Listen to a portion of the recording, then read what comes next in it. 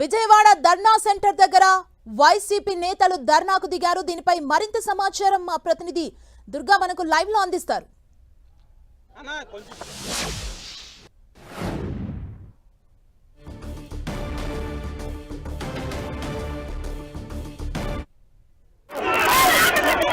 విజయవాడ ధర్నా centre దగ్గర YCP నేతలు పెద్ద ఎత్తున ధర్నా సెంటర్ కు చేరుకొని అక్కడ ధర్నాకు దిగారు.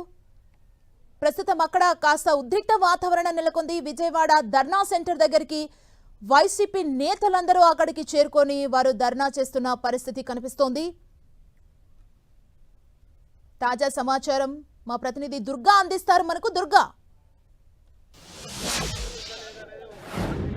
మరోసారి మల్లాది విష్ణు ధర్నాకి దిగారు. ధర్నా సెంటర్లో ఆయన మరొకసారి ఆందోళన చేస్తున్నటువంటి పరిస్థితి కనిపిస్తుంది. ఎందుకంటే కొద్దిసేపటి క్రితమే ఏదైతే సీతారాంపురం దగ్గర ఉన్నటువంటి ముత్యాలంపాడు దగ్గర అరెస్ట్ చేసినటువంటి మల్లాది విష్ణుని పోలీసులు ధర్నా సెంటర్కి తీసుకొచ్చారు. ధర్నా సెంటర్లో ఇక్కడ ధర్నా చేసుకోవాలంటూ కూడా పోలీసులు సూచించడం జరిగింది. అయితే పోలీసులు చేసినటువంటి తీరుకు నిరసనగా వైఎస్ఆర్సీపీ నేతలంతా కూడా రోడ్డుపైన బైఠాయించి వాళ్ళు ఆందోళన చేస్తున్నటువంటి పరిస్థితి కనిపిస్తుంది.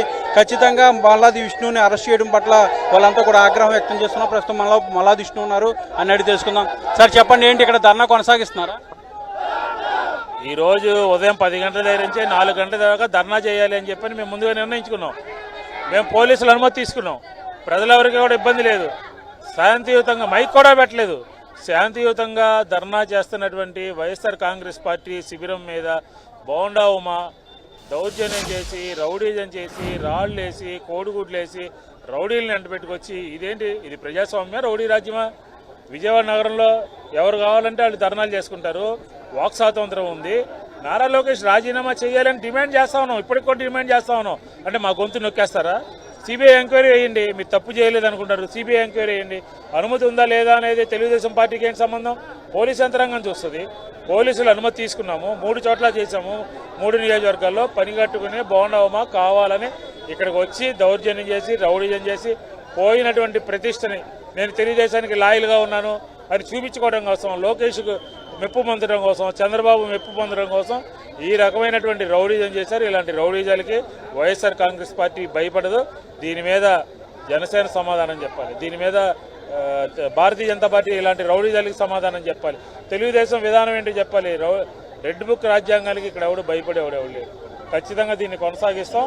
మా పార్టీ ఇచ్చినటువంటి పిలుపు మేరకు గవర్నర్ బంగ్లా దగ్గర కూడా ధర్నా చేస్తాం. అంటే అనుమతి లేదు, అనుమతి తీసుకోలేదు, అనుమతి లేకుండా ధర్నా చేస్తున్నారు అనేది టీడీపీ నేతలు ఆరోపణ. టీడీపీకి ఏం సంబంధం అండి? టీడీపీ ఎవరు మా గురించి మాట్లాడటానికి? ఎవరికి అనుమతి ఉందో, ఎవరికి లేదు, ఎక్కడ శాంతి భద్రత సమస్య ఉందో చూడాల్సింది పోలీసులు.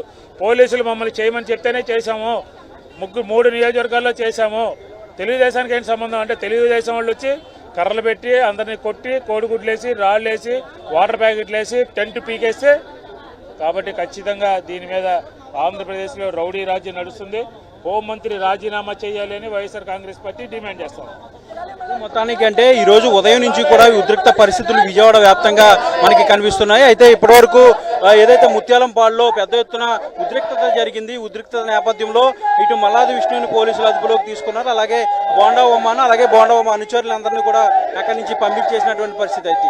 ఈ నేపథ్యంలోనే మల్లాది విష్ణు మరొకసారి ఆందోళనకు దిగారు. ఈ డిఎస్సీ ఇష్యూకి సంబంధించి సాయంత్రం 4 గంటల వరకు మాకు పోలీసుల అనుమతి ఉంది. ఖచ్చితంగా మేము అప్పటి వరకు ఆందోళన చేస్తాం, ధర్నా చేస్తాం, నిరసన తెలియజేస్తాం అనేది మల్లాది విష్ణు చెప్తున్నారు. ఈ నేపథ్యంలోనే పోలీసులు మల్లాది విష్ణుని అదుపులోకి తీసుకున్న తర్వాత విజయవాడ ధర్నా సెంటర్కి తీసుకురావడం జరిగింది. ధర్నా సెంటర్ నుంచి మరొకసారి వైఎస్ఆర్సీపీ కార్యకర్తలు, అలాగే మల్లాది విష్ణు అనుచరులు వీళ్ళంతా కూడా ఆందోళనకు దిగడం జరిగింది. మరి కాసేపట్లోనే ఇక్కడికి వైఎస్ఆర్సీపీ నేతలు కూడా రాబోతున్నారు.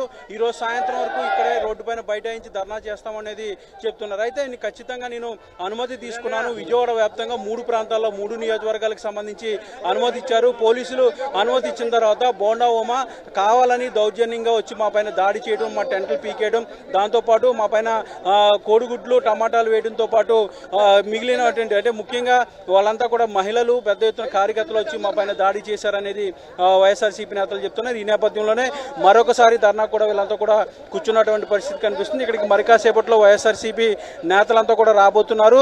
అయితే ఈ ధర్నా సాయంత్రం 4 గంటల వరకు కూడా కొనసాగిస్తానంటూ కూడా చెప్తున్నారు. ప్రస్తుతం మన విజువల్స్లో కూడా చూస్తే మల్లాది విష్ణు ఏదైతే పోలీసు వాహనం ఇందాక తీసుకెళ్లారో ఆ వాహనంలోనే ఆయన కూర్చుని అక్కడే కూర్చుని ఆయన నిరసన తెలియజేస్తున్నటువంటి పరిస్థితి. మల్లాది విష్ణుకి మద్దతుగా ఆయన అనుచరులు వైఎస్ఆర్సీపీ కార్యకర్తలు పెద్ద ఎత్తున రోడ్డు పైన కూర్చుని వాళ్ళు కూడా బైఠాయించి వాళ్ళు నిరసన తెలియజేస్తున్నారు. Thank you Durga.